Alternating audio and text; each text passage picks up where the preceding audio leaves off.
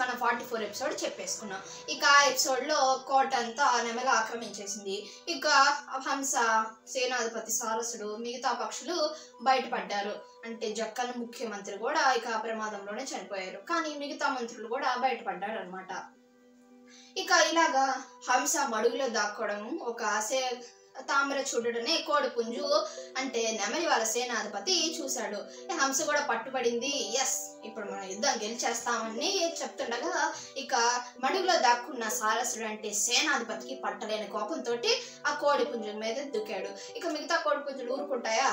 ఇక మిగతా కోడిపుంజులు కూడా సారసుడి మీద దుక్కాడు. మరి ఆ తర్వాత ఏం జరిగింది అనేది మనం ఈ 45th ఎపిసోడ్లో తెలుసుకుందాం ఫ్రెండ్స్. అయితే అన్ని పుంజులు ఒక్కసారిగా మీద పడిన సారసుడు వెనకడుగు వేయలేదు. వీరావేశంతో అతి భయంకరంగా పోరాడాడు. అయితే ఇప్పుడు సారసుడు సేనాధిపతి కదా, మరైతే ఒక్కరొచ్చి మీద పడగానే భయపడి పారిపోతాడా? లేనే లేదు. మహావీరుడు కాబట్టి ఆ తామర చూడుని అంటే నెమలి వాళ్ళ సేనాధిపతిని చంపేసి వీరావేశంతో అతి భయంకరంగా పోరాడసాగాడు. అయితే ఒళ్ళంతా తూట్లు పడి రక్తం చిమ్ముతున్న సారసుడు లెక్క చేయలేదు. సారసుడి పరాక్రమం చూసిన పుంజులు బెదిరిపోయాయి. అనేక పుంజులు చనిపోయాయి. సారసుడి దాడికి తట్టుకోలేక కొన్ని పుంజులు పారిపోయి చిత్రపర్ణుడికి మొరపెట్టుకున్నాయి. అయితే చిత్రపర్ణుడు ఇంత కోపంగా ఇంత బాగా పోరాడుతున్నాడు. అతనికి గాయాలయ్యి రక్తం ధారాలుగా ప్రవహిస్తున్నా కానీ సారసుడు అస్సలు లెక్క చేయలేదు. అన్ని కోడిపుంజుల్ని చంపేయడం మొదలుపెట్టాడు అనమాట. ఇక కొన్ని కోడిపుంజలేమో చాలా భయమేసి సారసుని చూసి ఇక నెమలి వద్దకు పరిగెత్తి మొరపెట్టుకున్న, ఇక ఇద్దరు మన సేనలు అందరినీ చంపేస్తున్నారు, ఇక మీరే చూడాలి అతని సంగతి ఏంటో అని చెప్పేసి మిగతా కోడిపుంజులు నెమలి దగ్గర పారిపోయాయి. అయితే సారసుడు తన సేనలను చీల్చి చెండాడుతున్నాడని చిత్రపర్ణుడు కోపంతో రగిలిపోయాడు. రోషావేశంతో వెళ్లి సారసుడిని ఎదుర్కొన్నాడు. ఇక నెమలైతే ఊరుకుంటుందా? నెమలి సేనలన్నింటినీ చీల్చి చెండాడుతున్నాడంటే నెమలి ఊరుకోదు కదా. కాబట్టి నెమలి సారసుడిని చంపేస్తానని చెప్పి చాలా రోషావేశాలతోటి సారసుడి వద్దకి వెళ్ళింది. ఇక అప్పటికే సారసుడు పోరాడి అలసిపోయి ఉన్నాడు. అయినప్పటికీ భయపడలేదు. నెమలితో ధైర్యంగా ఎదుర్కొన్నాడు. అనేక శత్రుపక్షులను సంహరించి చివరికి చిత్రపర్ణుడితో పోరాడుతూ వీరమరణం పొందాడు. అంటే ఇక అప్పటికే పాపం బాగా గాయాలయ్యాయి సారసుడికి. మరి ఇక బాగా ఉన్న నెమలితోటి ఎలా యుద్ధం చేస్తాడు?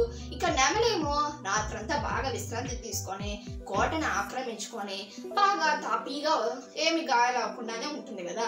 మరి ఇక్కడేమో సారసుడు ఇప్పటిదాకా యుద్ధం చేసి గాయాలు రక్తం ధారాలుగా పారుతుంది. ఇక సారసుడు నెమలితోటి ఎలా పోరాడగలడు? కాబట్టి అయినా కానీ వెనకడుగు వేయకుండా సారసుడు తన శక్తికి మించి పోరాడాడు. అయినప్పటికీ నెమలిని ఇక ఆ భయంకరమైన యుద్ధంలోనే అంటే నెమలికి సారసుడికి జరిగే భయంకరమైన యుద్ధంలోనే అతడు వీరమరణం పొందాడు. అంటే ఇక సారసుడు చనిపోయాడు అన్నమాట. ఇక ఆ తర్వాత సారసుడు మరణించాడని తెలియగానే మడుగులో దాక్కున్న హిరణ్యగర్భుడు పైకి వచ్చి చిత్రపర్ణుని ఢీకొన్నాడు. ఆ ఇద్దరి మధ్య హోరాహోరీగా యుద్ధం జరిగింది. ఉభయులకు అనేక గాయాలు తగిలాయి. ఇద్దరి శరీరాలు నెత్తురు చిమ్ముతున్నాయి. హిరణ్యగర్భుడు అమితంగా గాయపడి చివరి ప్రయత్నంగా చిత్రపర్ణుని కంఠాన్ని పొడిచి నీటిలో మునిగి చనిపోయాడు. చిత్రపర్ణుడేమో నేలపై మూర్చిపోయాడు. ఇక సేనాధిపతి కూడా చచ్చిపోయాడు. ఇక సేనాధిపతి చచ్చిపోయాడు కదా పాపం. ఇక హిరణ్యగర్భుడికి కూడా బాగా కోపం వచ్చేసింది. అమ్మో, సేనాధిపతిని చంపేశారు, అసలు వీళ్ళు ఏం చేయాలని చెప్పేసి చాలా కోపంతో ఇక మడుగులో నుంచి బయటకు వచ్చి చిత్రపర్ణుడిని అంటే నెమలితోటి యుద్ధం చేసాగాడు. ఇక హంస నెమలి ఇద్దరు సమాన బలం గల వాళ్ళు కదా. కాబట్టి ఇప్పుడు ఇద్దరు ఫ్రెష్గా అంటే కొత్తగా మళ్ళీ యుద్ధాన్ని మొదలు పెట్టాడు. అంటే ఇద్దరికి ఏ గాయాలు ఇప్పటిదాకా తాగలేదు. కాబట్టి ఇప్పుడు ఇద్దరి సమాన బలాలు. అయితే ఇక ఇప్పుడేమో రెండు ఢీ కొట్టుకుంటూ ఉన్నాయి ఒకరినొకటి.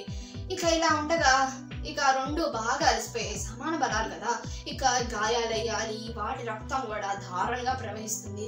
ఇక హంసేమో బాగా అలసిపోయి చివరిగా సరే చచ్చిపోతే చచ్చిపోతుంది చివరి ప్రయత్నంలో, లేకపోతే నేనే చచ్చిపోతానని అనుకొని ఇక చివరి ప్రయత్నంగా హంస తన ముక్కుతోటి నెమలి మెడను పొడి చేసి ఇక నీళ్ళల్లో మునిగిపోయి చనిపోయింది. ఇక నెమలి ఏమో ఆ నేల మీద మూర్చిపోయింది ఆ హంస పొడిచిన దెబ్బకి. ఇక ఆ తర్వాత కాసేపటికి చిత్రపర్ణుడు కోలుకొని లేచాడు. ఆ తర్వాత కొన్ని దినాలు కర్పూర ద్వీపంలోనే ఉండి కోటలోని సర్వ సంపదలను కొలగొట్టాడు. జయ జయ ధ్వానాలతో సేనలు వెంటరాగా తన రాజ్యమైన జంబూ ద్వీపానికి వెళ్ళిపోయాడు. కాబట్టి ఇలాగా మొత్తానికి యుద్ధం సమాప్తం అయిపోయింది. ఇక హంసేమో నీళ్ళలో మునిగి చనిపోయింది. ఇక నెమలేమో కొన్ని రోజులు కర్పూర ద్వీపంలోనే ఉండి అక్కడున్న సంపద, అంటే కర్పూర ద్వీప అమూల్యమైన సంపద కదా, ఇక ఆ సంపదనంతా కొల్లగొట్టి అంటే మొత్తం దొంగలించేసి ఇక అంతా తన రాజ్యానికి తరలించుకొని జై జై ధ్వానాల మధ్య అంటే గెలిచారు కదా, ఇక తన జంబూ ద్వీపానికి నెమలి వెళ్ళిపోతుంది అన్నమాట. కాబట్టి విష్ణు శర్మ విగ్రహం చెప్పడం పూర్తి చేసి చిరునవ్వుతో రాకుమారుల వైపు చూశాడు. కాబట్టి ఫ్రెండ్స్ ఇక్కడ విగ్రహం అయితే అయిపోయింది, అంతే యుద్ధం సమాప్తం అయిపోయింది. కాబట్టి విగ్రహం అనే 3వ చాప్టర్ కూడా అయిపోయింది. ఇక ఇదంతా విష్ణు శర్మ ముగ్గురు రాకుమారుల కథ చెప్తుంది. కాబట్టి విగ్రహం చెప్పడం పూర్తి చేసి చిరునవ్వుతో రాకుమారుల వైపు చూశాడు విష్ణు శర్మ. రాకుమారులారా, విగ్రహం కథ ఈ విధంగా విషాదాంతంగా ముగిసింది. విగ్రహం అంటే యుద్ధం, అలాంటి యుద్ధం ఎన్ని అరిష్టాలకు నష్టాలకు కారణమవుతుందో అర్థమైంది కదా. యుద్ధం అనేది ఎప్పుడైనా చెప్పలేనంత నష్టాన్ని దుఃఖాన్ని తెచ్చిపెడుతుంది.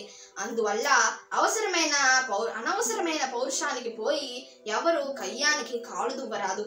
తెలివైన వారు స్నేహంతో సామరస్యంతో సహజీవనం జరుపుతారు. అందువల్ల మీరు కూడా పొరుగు రాజ్యాలతో స్నేహం పాటించి సుఖ జీవనం గడపండి అన్నాడు విష్ణు శర్మ.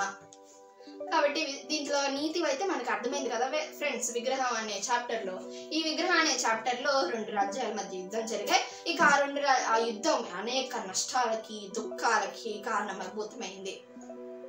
కాబట్టి మనం స్నేహంగా సామరస్యంతో సుఖంగా జీవించగలగాలి. ఇక యుద్ధం వల్ల వచ్చే నష్టాలు అర్థమయ్యాయి కదా. కాబట్టి రాకుమారులారా, మీరు యుద్ధం జోలికి వెళ్లకుండా పొరుగు రాజ్యాలతోటి స్నేహంగా ఉండండి, సుఖంగా జీవించండి అని చెప్పి విష్ణు శర్మ ఈ విగ్రహాన్ని చాప్టర్ ని ముగిస్తాడు. మరైతే ఫ్రెండ్స్, మన నెక్స్ట్ ఎపిసోడ్ ఏం చెప్పుకోబోతున్నాం చెప్పాను కదా, పంచతంత్ర 5 భాగాలని. ఇక 5 భాగాల్లో 3వ భాగం విగ్రహం అని. మనం మిత్రలాభం, మిత్రభేదం, విగ్రహం చాప్టర్ ని కూడా పూర్తి చేసాం. ఇంకా మనకి 2 చాప్టర్లు ఉన్నాయి. ఇక ఆ 2 చాప్టర్లో సంధి 4th చాప్టర్. ఇక ఆ 4th చాప్టర్ ని మనం రేపటి నుంచి స్టార్ట్ చేద్దాం ఫ్రెండ్స్. అంటే 46th ఎపిసోడ్ లో మనం చూద్దాం అదేంటో. ఓకే ఫ్రెండ్స్, మరైతే పవర్ కిడ్స్ ప్లాన్ అనే ఈ ఛానల్ ని సబ్స్క్రైబ్ చేసుకోండి. ఆ పక్కనే బెల్ ఐకాన్ ని నొక్కండి. ఈ వీడియోని లైక్ చేయండి, షేర్ చేయండి. ఓకే ఫ్రెండ్స్, మరైతే మనము ఇక సంధి చాప్టర్ లో కలుసుకుందాం. అంతవరకు బాయ్. నేను మీ ప్రణతిమై.